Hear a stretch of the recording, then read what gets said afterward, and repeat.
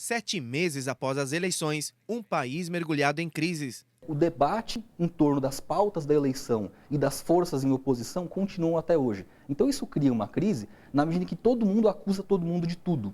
Então o país começa a enfrentar certos problemas por conta dessa batalha que não tem fim. Desemprego e inflação em alta. A crise não é só econômica, é também política. Mais de 50 representantes públicos acusados de corrupção na Petrobras. E o país tem um governo com avaliação negativa para mais de 70% da população. O acirramento de disputa entre o executivo comandado por Dilma e o legislativo pelo Eduardo Cunha, que rompeu com o governo, gera ainda mais incertezas sobre o futuro do país. Diante desse cenário, estaria no horizonte do Brasil uma crise institucional depois de 30 anos de democracia?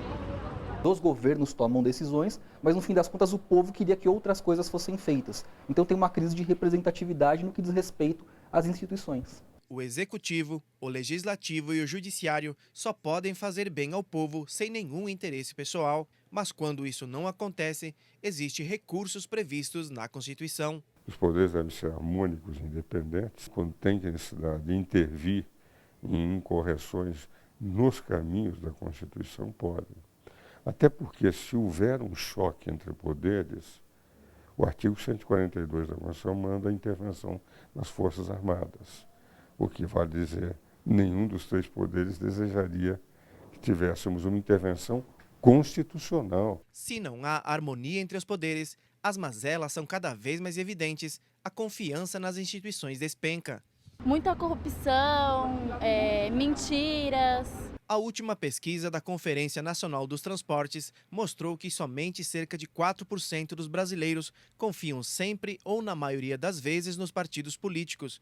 Congresso Nacional e governo têm apenas 10% de confiança.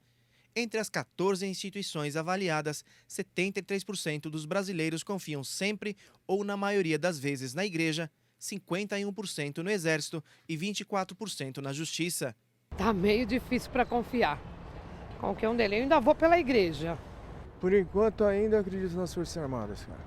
Qualquer instituição pode proteger a gente, mas acima de tudo, Deus, Ele é a nossa base. A falência das instituições não é boa para ninguém. E apesar de termos uma democracia jovem, elas existem e estão funcionando. Se as instituições, em um determinado momento, corram o risco de se desfigurarem, esse regime leva as Forças Armadas, as Forças de Segurança, a intervir para restabelecer a ordem e fazer com que as instituições voltem a funcionar. Então a Constituição está funcionando bem, porque tem os instrumentos.